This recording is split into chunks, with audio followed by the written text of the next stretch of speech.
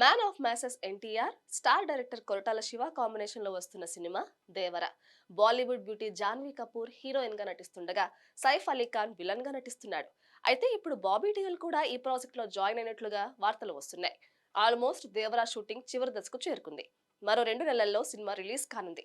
కానీ ఇప్పుడు బాబీ డియోల్ కూడా దేవరలో జాయిన్ అవుతున్నాడనేది కొత్త సందేహానికి దారితీసింది. ఎందుకంటే ఈ సినిమాలో సైఫ్ అలీ ఖాన్ మెయిన్ విలన్ గా నటిస్తున్నాడు.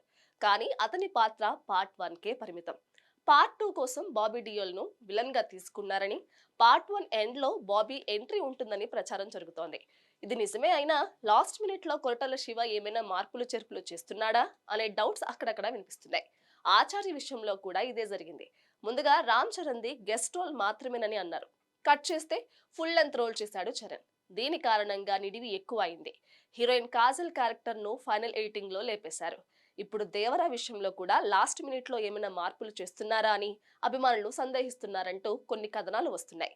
కానీ అలాంటిదేమీ లేదని ఎన్టీఆర్ చెప్పినట్లుగా దేవర సినిమా ఫ్యాన్స్ కాలర్ ఎగరేసేలా ఉంటుందని ఇండస్ట్రీ వర్గాలు గట్టిగా చెప్తున్నాయి.